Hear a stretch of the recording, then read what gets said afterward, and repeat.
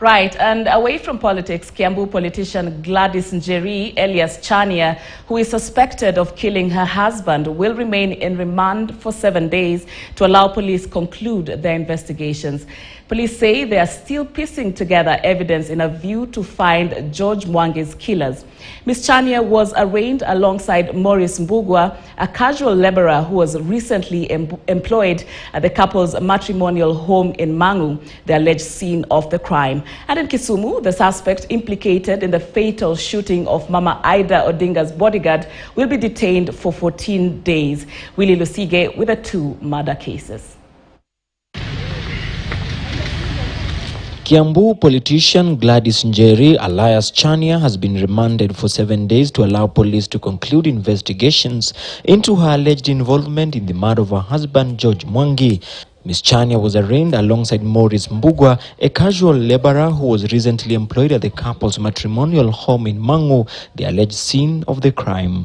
They appeared before Kiambu resident magistrate Wilson Rading after spending the weekend in custody. He directed the suspect be remanded at Muthaiga and Gigiri police stations, respectively. This is a murder case. The suspects are alleged to have committed murder of the deceased.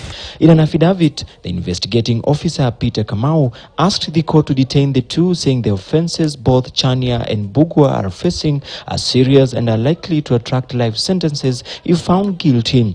Kamau told the court that a team of detectives probing the murder are yet to trace the whereabouts of a long casual laborer at the couple's home, identified as John. And as I've clearly stated, the first respondent is the estranged wife, who were last seen by the deceased, with the deceased in his house at Mangu.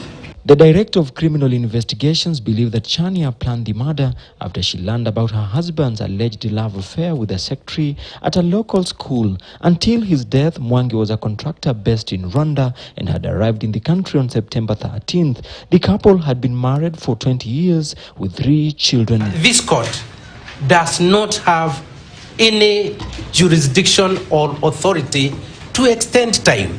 It is simply not provided for.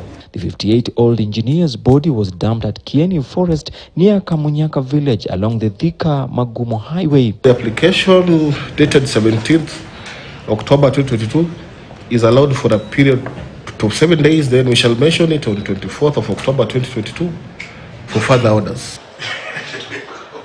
Elsewhere in Kisumu, Collins Okundi, the main suspect implicated in the fatal shooting of Ida Odinga's bodyguard Barack Onyango Duor, will remain in police custody for 2 weeks. Okundi, who was arraigned before a Kisumu magistrate's court, failed to take plea, saying he needed time to discuss it with his lawyer, who was absent at the time. This came after the prosecution in the case asked for more time to complete investigations and record statements from a witness who was at the scene of the crime.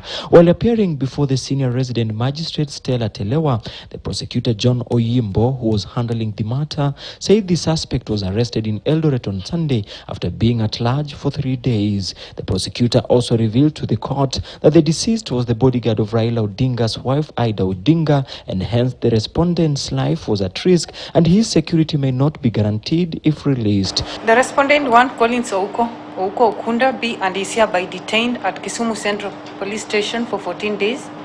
This will enable the Directorate of Criminal Investigation to conclude the investigation.